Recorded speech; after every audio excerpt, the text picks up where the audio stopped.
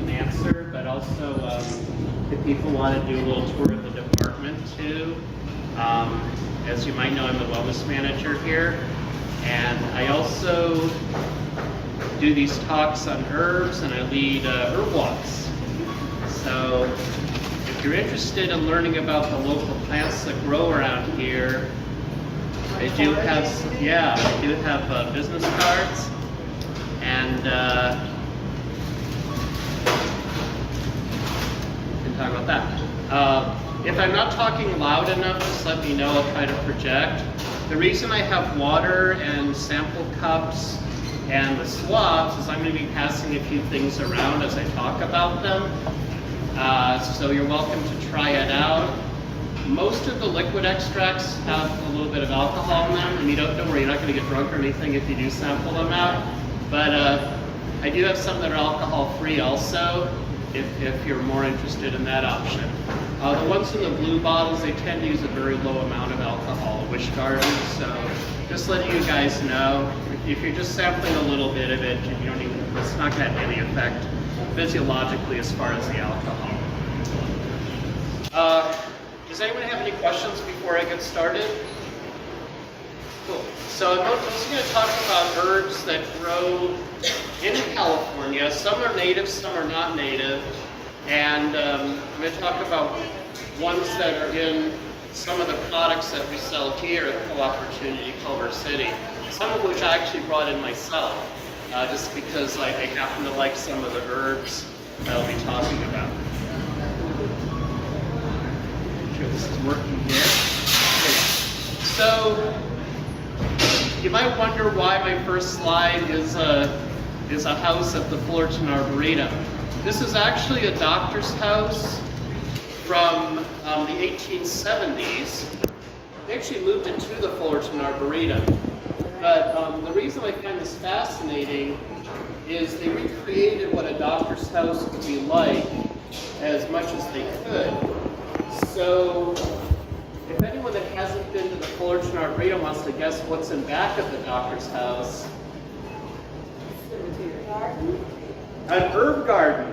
And the reason for that is back in the day, back in the 1870s, doctors, like mainstream doctors, were primarily using plant medicine, herbal medicine. Herbal medicine is still used as a primary source of medicine in many parts of the world too. And it's also being rediscovered a lot in this country too. So it's not, a lot of people think herbalism is some kind of weird, bizarre thing, but really it is traditional medicine. It's part of everyone's tradition. And I really like to point that out. Sometimes I actually do herb walks at the Fullerton Arboretum, and I always like to point out, when I go past the doctor's house and go around to the herb garden, that this is what doctor's houses were like back in the day, because they were primarily using plant medicine. Allopathy is a relatively new thing, actually. That's actually the only picture I did not take. The rest are pictures I took. Okay. By the way. So this isn't the best sculpted picture, but I was surprised to find that this was actually in Topanga Canyon. And I was actually leading an herb walk in Topanga Canyon, and I looked over and there was some skullcap, and I was really surprised because I was like, I knew it grows around here, it's kind of rare. There was skullcap, and I freaked out in a good way. And realized that it actually is skullcap. This is one of those herbs that fits really well into the Los Angeles megalopolis because it's one of the ways it's been used traditionally and still is to quiet down the fight or flight response or the sympathetic nervous system. Back in hunter-gatherer days, the sympathetic nervous system would often be used for being chased by a grizzly bear or something like that, because you have to make this instant decision, are you going to fight it? It's kind of futile, really, for a grizzly bear, but are you going to try to run away? Also kind of futile, but anyways, you have to make these split-second decisions to fight or flight. Nowadays, our sympathetic nervous system, or fight or flight response, is constantly on because we live in a stressful society. We got the 405 freeway, we have work deadlines, you might go more in taxes than you thought you did. I mean, it's all kinds of things that just stress us out. And you have commercials where they tell you you have to hurry to buy products that you don't really need. Yes? Is this Scutellaria? Yes. This is Annie's skullcap. It's a kind that grows right around here. Not the variety that's usually used, but pretty similar to the American skullcap, which is usually used in medicine. This is all skullcap.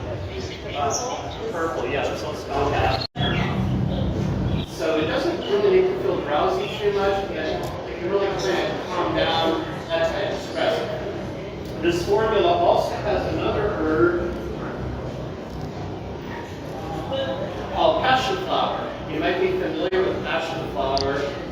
That's an herb that synergizes with the amino acid GABA, GABA, which you might also be familiar with. Many people are deficient in GABA, and sometimes that will also cause sleeplessness and stress and anxiety and that type of stuff too. Passion flower is an herb that can help potentiate GABA in our system. So those are both in the Sleepy Nights formula here, and we also sell both of those herbs by themselves, and there are some of our other sleep and nervous system formulas too. So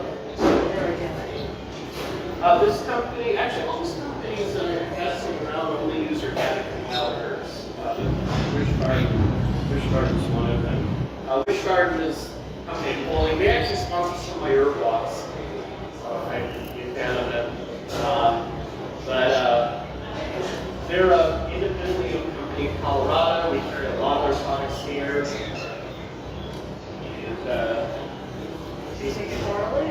Yeah, this is something you do orally. So if you want, you can put a few pumps in the sample cup with some water in it, or you can just pass it around and look at it. But it is oral.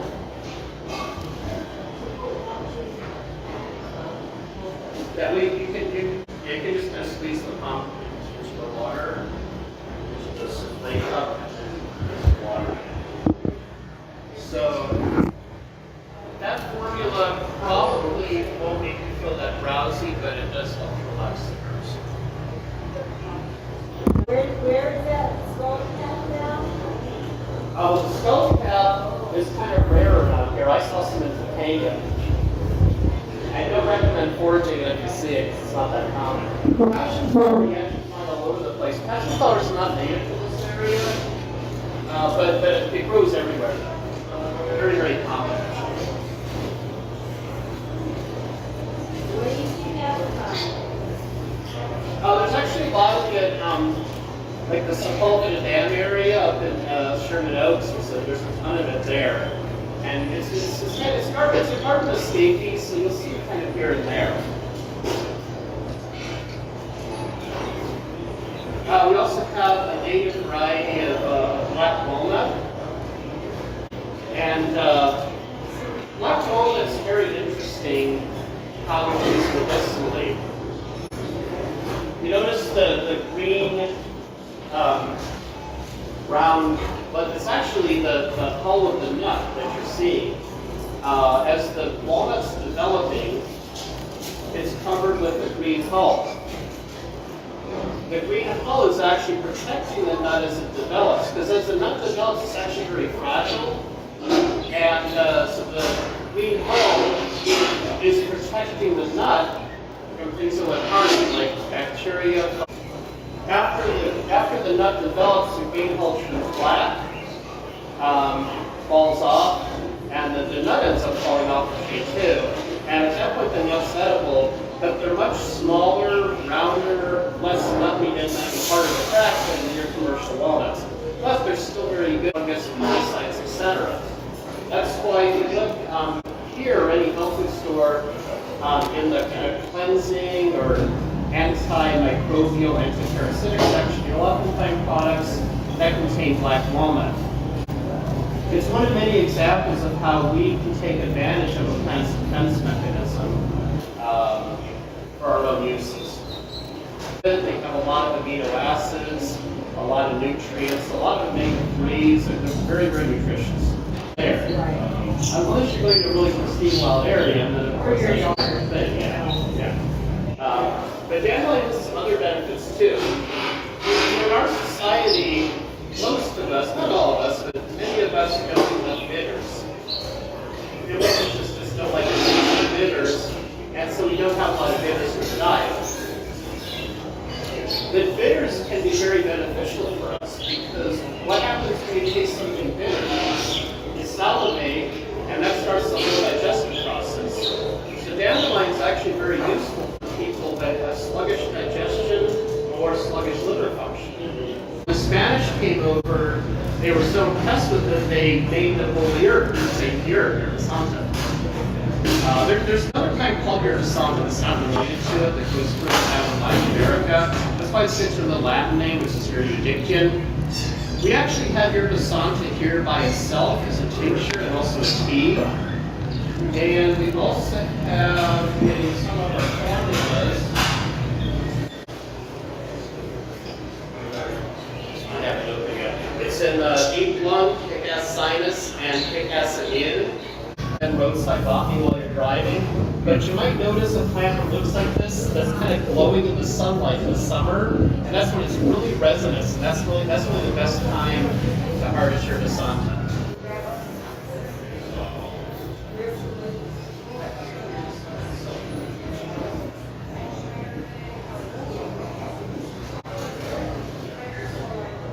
There's another plant that has some influence Spanish traditions of Yerba Mansa that grows from here. Yerba Mansa is not related to Yerba Santa. It's just a lot of plants that grow in places where there's been any Spanish influence. Yerba, meaning herb, and then something else. Yerba Mansa grows in wetlands. So I was mentioning I believe a wetlands bird walk on October 14th. That's sponsored by Wish Garden. It's going to be free to the public. Usually I charge, but this one's sponsored by Wish Garden, so and it's going to be fruitful opportunity, so it'll be advertised. But this is one of the plants that grows in the Bayona wetlands, and one of the really good reasons to preserve wetlands environment is the fact that there's a lot of plants that are very unique to wetlands environments, like Yerba Mansa, and if we destroy all the wetlands, we destroy the plants that grow there too. And Yerba Mansa is another plant that was used a lot back in the day in the desert southwest. One of the other names for it is desert swamp root. Pretty interesting. Yerba Mansa is a plant that's very warming. It's kind of got a really peppery taste to it. And it's an herb that can move stagnant conditions in the body. So the way I kind of think of it is it grows in places like wetlands that have real stagnant water, and it can help move stagnant conditions in the body. Like if you have sinus congestion, or sinus congestion where blobs of congestion are just not moving through the sinuses or the lungs. So it can actually kind of work with Yerba Santa, even though they're not related, they work well together. It's also good for poor circulation, cold hands and feet, people that just run cold. This is an example of a warming herb. There's a lot of herbs that are considered warming. Can anyone think of any other herbs that are considered warming herbs, or herbs that can help to when you have a cold stuck condition? Ginger, yes. Yes, you win. Bill, I'm trying to tell you that Mansa means kind in Spanish. Yes, so it's like gentle or kind, kind herb, yes. No poquito. Some of the herb stuff I know. Just a little bit. But yeah, it's good for stagnant conditions, for cold conditions. It's in the same category as herbs like ginger, cayenne, horseradish. These are all herbs that are considered hot. That help to speed up cold conditions, cold stagnant conditions in the body. The root's the part that's usually used, although other parts can be used too. And it's very unique to wetlands. It only grows near stagnant water. Could you repeat the difference between fennel and hemlock again? Well, the main way to tell fennel from hemlock is fennel has a really distinct licorice smell. It smells like licorice.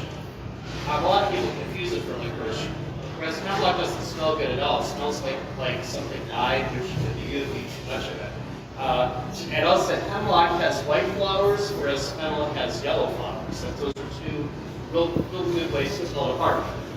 When it's harder to tell apart is when it's dried out. But I don't recommend for people that have a lot of excessive fun, I guess. Well, nothing wrong with fun, but sometimes people they're partying a lot and they're a little hungover. It can often help with that. There's actually a formula called Party Prep. I'll pass this one around. It has a prickly pear cactus in it. Prickly pear cactus is also in some of our cosmetics. The brand Evan Healy that we have I'm happy to say, a really good Evan Healy selection. They have a whole line with blue cactus, which is prickly pear actually.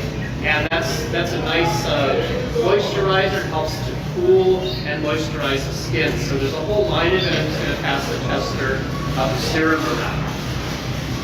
But also, if you look at our blood sugar section, you'll see a lot of products that have prickly pear in it, also known as nopal cactus. Both the fats and the fruit are really good for helping to balance blood sugar. In fact, the fruit is very low glycemic. And in cultures where cactus fruits remain part of the sweet aspect of the diet, the rates of blood sugar issues like diabetes tended not to be very high. And then when the diet suddenly shifts to a high fructose corn syrup based diet, then blood sugar spikes. So, no, I'm sorry, this is for external use of syrup. Yeah. So that's part of our Evan Healy line that we sell here. There's kind of a sub-line of Evan Healy that features blue cactus, which is also known as prickly pear. Yeah, face, hands, it's really moisturizing.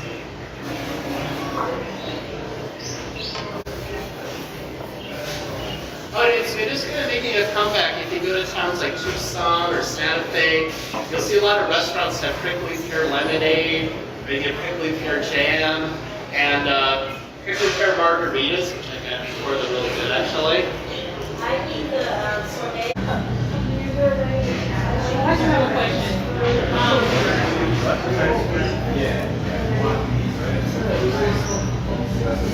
Or for COVID, I can't really recommend anything for COVID. I mean, but I have had my own experience where using yerba santa helped to not get into the lungs too much. So that's one idea.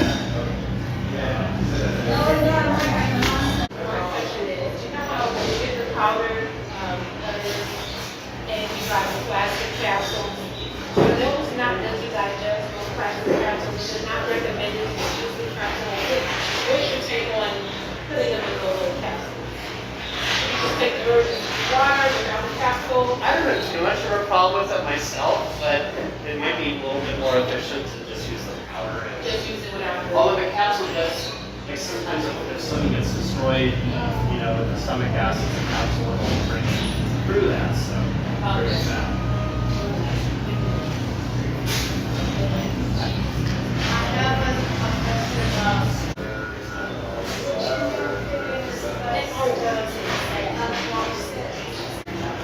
Oh, there's so many good antioxidants. Yerba santa is an amazing antioxidant. So is creosote bush. The interesting thing about antioxidants, when plants have to live in a harsh environment, they have to fight. They need to protect their cells from environmental damage. They have to fight hard to protect their cells. And that's why they make antioxidants. They need to protect their cells from whatever they're dealing with. And so a lot of times plants that grow in places where there's a lot of environmental stress will often produce a lot of antioxidants. Long term, it tastes nasty, so I don't have any internal creosote bush here, but I do have. That's why I have the little swabs here. This is something called Super Salve. We sell this here. We have some little sticks by the registers. We also have it in our section. Super Salve. It features chaparral. It's the second everything in here besides olive oil. And this is really good for all types of skin issues where you want your cells to be protected. I'll just leave it at that. I'm going to pass it around. And if you're watching, take these swabs and just, don't put your finger in it though, just use the swab and just try a little bit of it, see what it's like. But this is a product that I brought in here. I think it's just a great product. I know, yeah. Oh, I don't know. We never got to look at it. Oh, And I haven't passed this around yet either. This is a really soothing anti-inflammatory sap. It features lemon balm, which is another really relaxing herb. There's another product we carry here by Vice Herbs, lemon balm sap. Besides lemon balm, it has olive oil, beeswax, licorice, black walnut, lemon balm, echinacea, lithium, calendula, plantain, and johnsonwort. It's very soothing and cooling. That's the strategy. Sorry, what? What is the Latin name for the lemon balm? Oh, it's Melissa. Melissa. Right. Yeah, Melissa. It's Melissa officinalis. yeah. People always ask me, like, can I use this herb with this drug? There hasn't been that much research on herb-drug interactions. There's some herbs we kind of know are probably not a good idea to mix with certain drugs, but there just has not been that much research. You know, one of them is St. John's wort. I mean, it's just recommended not to use St. John's wort with certain prescription antidepressants, for instance, but there just hasn't been a lot of research on herb interactions.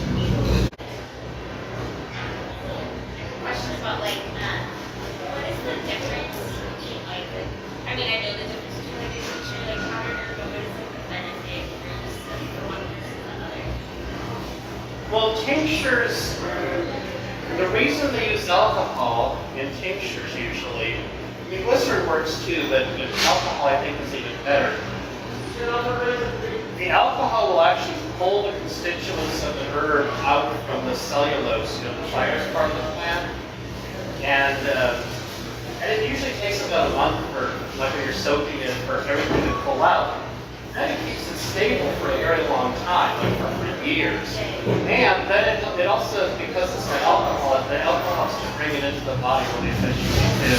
So those are some of the advantages of doing tinctures or liquid herbal extracts. So that's a black walnut right there. Is that the third pill like the last two?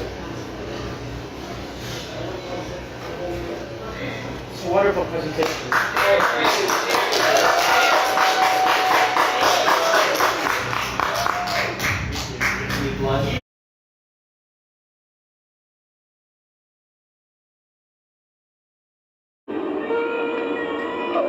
My bad. You're good.